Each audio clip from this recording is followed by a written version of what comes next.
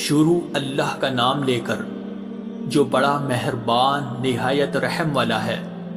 یاسین، حکمت بھرے قرآن کی قسم، تم یقیناً پیغمبروں میں سے ہو، بالکل سیدھے راستے پر۔ یہ قرآن اس ذات کی طرف سے اتارا جا رہا ہے جس کا اقتدار بھی کامل ہے، جس کی رحمت بھی کامل، تاکہ تم ان لوگوں کو خبردار کرو جن کے باپ داداؤں کو پہلے خبردار نہیں کیا گیا تھا، اس لیے وہ غفلت میں پڑے ہوئے ہیں۔ حقیقت یہ ہے کہ ان میں سے اکثر لوگوں کے بارے میں بات پوری ہو چکی ہے، اس لیے وہ ایمان نہیں لاتے۔ ہم نے ان کے گلوں میں توق ڈال رکھے ہیں جو ٹھوڑیوں تک پہنچے ہوئے ہیں، اور اس وجہ سے ان کے سر اوپر کو اٹھیرے گئے ہیں، اور ہم نے ایک آڑ ان کے آگے کھڑی کر دی ہے اور ایک آڑ ان کے پیچھے کھڑی کر دی ہے، اور اس طرح انہیں ہر طرف سے ڈھانک لیا ہے، جس کے نتیجے میں انہیں کچھ سجائی نہیں دیتا۔ اور ان کے لیے دونوں باتیں برابر ہے، چاہے تم انہیں خبردار کرو یا خبردار نہ کرو، وہ ایمان نہیں لائے گے۔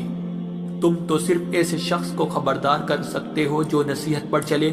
اور خدا رحمان کو دیکھے بغیر اس سے ڈرے، چنانچہ ایسے شخص کو تم مغفرت اور باعزت اجر کی خوشخبری سنا دو۔ یقیناً ہم ہی مردوں کو زندہ کریں گے، اور جو کچھ عمل انہوں نے آگے بھیجے ہیں ہم ان کو بھی لکھتے جاتے ہیں، اور ان کے کاموں کے جو اثرات ہیں ان کو بھی، اور ہم نے ایک واضح کتاب میں ہر چیز کا احاطہ کر رکھا ہے۔ اور اے پیغمبر، تم ان کے سامنے بستی والوں کی مثال پیش کرو جب ان کے پاس رسول آئے تھے۔ جب ہم نے ان کے پاس شروع میں 2 رسول بھیجے تو انہوں نے دونوں کو جھٹلا دیا، پھر ہم نے ایک تیسرے کے ذریعے ان کی تائید کی، اور ان سب نے کہا کہ یقین جانو ہمیں تمہارے پاس رسول بنا کر بھیجا گیا ہے۔ انہوں نے کہا تمہاری حقیقت اس کے سوا کچھ بھی نہیں ہے کہ تم ہم جیسے ہی آدمی ہو، اور خدا رحمان نے کوئی چیز نازل نہیں کی ہے، اور تم سراسر جھوٹ بول رہے ہو۔ ان رسولوں نے کہا ہمارا پروردگار خوب جانتا ہے کہ ہمیں واقعی تمہارے پاس رسول بنا کر بھیجا گیا ہے، اور ہماری ذمہ داری اس سے زیادہ نہیں ہے کہ صاف صاف پیغام پہنچا دے۔ بستی والوں نے کہا ہم نے تو تمہارے اندر نحوست محسوس کی ہے، یقین جانو اگر تم باز نہ آئے تو ہم تم پر پتھر برسائے گی اور ہمارے ہاتھوں تمہیں بڑی دردناک سزا ملے گی۔ رسولوں نے کہا تمہاری نحوست خود تمہارے ساتھ لگی ہوئی ہے،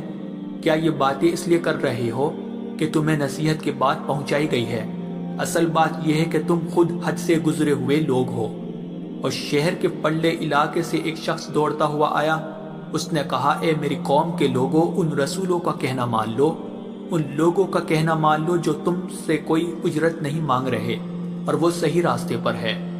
اور بھلا میں اس ذات کی عبادت کیوں نہ کروں جس نے مجھے پیدا کیا ہے، اور اسی کی طرف تم سب کو واپس بھیجا جائے گا۔ بھلا کیا اسے چھوڑ کر میں ایسوں کو معبود مانوں کہ اگر خدا رحمان مجھے کوئی نقصان پہنچانے کا ارادہ کر لے تو ان کی سفارش میرے کسی کام نہ آئے اور نہ وہ مجھے چھڑا سکے؟ اگر میں ایسا کروں گا تو یقیناً میں کھلی گمراہی میں مبتلا ہو جاؤں گا۔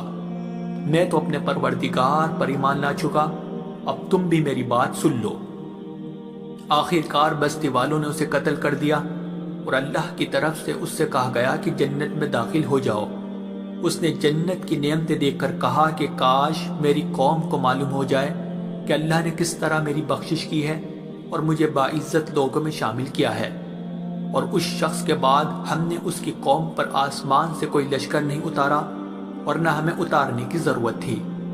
وہ تو بس ایک ہی چنگھاڑ تھی جس سے وہ ایک دم بجھ کر رہ گئے۔ افسوس ہے ایسے بندوں کے حال پر،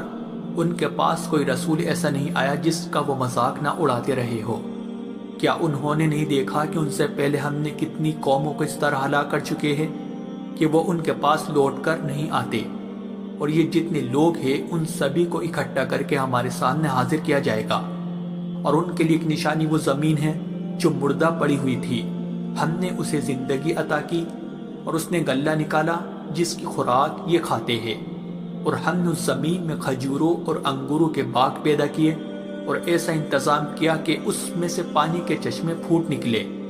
تاکہ یہ اس کی پیداوار میں سے کھائے، حالانکہ اس کو ان کے ہاتھوں نے نہیں بنایا تھا۔ کیا پھر بھی یہ شکر نہیں کریں گے؟ پاک ہے وہ ذات جس نے ہر چیز کے جوڑے جوڑے پیدا کیے ہیں، اس پیداوار کے بھی جو زمین اگاتی ہے اور خود ان انسانوں کے بھی اور ان چیزوں کے بھی جنہیں یہ لوگ ابھی جانتے تک نہیں ہیں، اور ان کے لیے ایک اور نشانی رات ہے، ہم اس پر سے دن کا چھلکا اتار لیتے ہیں تو وہ یکایک اندھیرے میں رہ جاتے ہیں اور سورج اپنے ٹھکانے کی طرف چلا جا رہا ہے۔ یہ سب اس ذات کا مقرر کیا ہوا نظام ہے جس کا اقتدار بھی کامل ہے، جس کا علم بھی کامل، اور چاند ہے کہ ہم نے اس کی منزل تاب تول کر مقرر کر دی ہے، یہاں تک کہ وہ جب ان منزلوں کے دورے سے لوٹ کر آتا ہے تو کھجور کی پرانی ٹہنی کی طرف پتلا ہو کر رہ جاتا ہے۔ نہ تو سورج کی مجال ہے کہ وہ چاند کو جا پکڑے اور نہ رات دن سے آگے نکل سکتی ہے، اور یہ سب اپنے اپنے مدار، اور ان کے لیے ایک اور نشان یہ ہے کہ ہم نے ان کی اولاد کو بھری ہوئی کشتی میں سوار کیا، اور ہم نے ان کے لیے اسی جیسی اور چیزیں بھی پیدا کی جن پر یہ سواری کرتے ہیں، اور اگر ہم چاہیں تو انہیں غرق کر ڈالے، جس کے بعد نہ تو کوئی ان کی فریاد کو پہنچے اور نہ ان کی جان بچائی جا سکے۔ لیکن یہ سب ہماری طرف سے ایک رحمت ہے اور ایک معین وقت تک زندگی کا مزہ اٹھانے کا موقع ہے جو انہیں دیا جا رہا ہے۔ اور جب ان سے کہا جاتا ہے کہ بچو اس عذاب سے جو تمہارے سامنے ہے اور جو تمہارے مرنے کے بعد آئے گا تاکہ تم پر رحم کیا جائے، تو وہ ذرا کان نہیں دھرتے،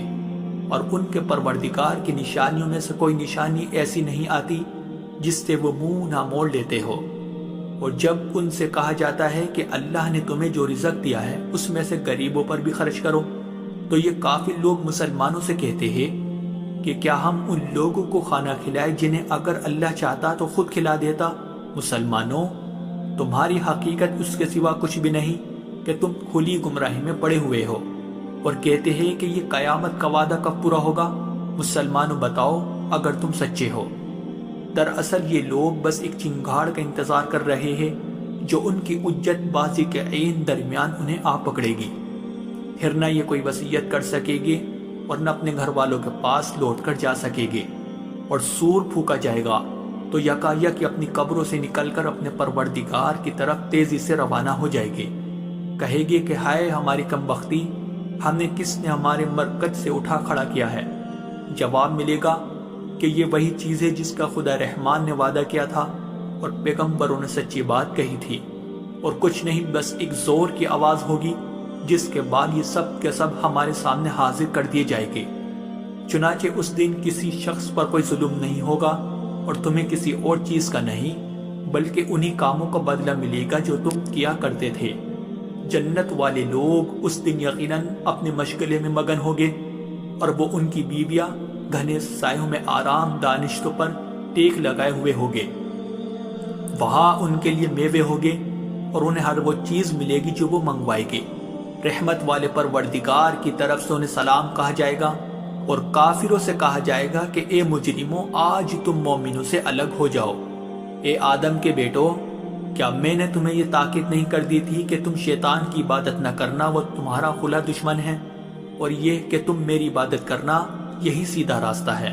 اور حقیقت یہ ہے کہ شیطان نے تم میں سے ایک بڑی خلقت کو گمراہ کر ڈالا، تو کیا تم سمجھتے نہیں تھے؟ یہ ہے وہ جہنم جس سے تمہیں ڈرایا جاتا تھا، آج اس میں داخل ہو جاؤ کیونکہ تم کفر کیا کرتے تھے۔ آج کے دن ہم ان کے منہ پر مہر لگا دیں گے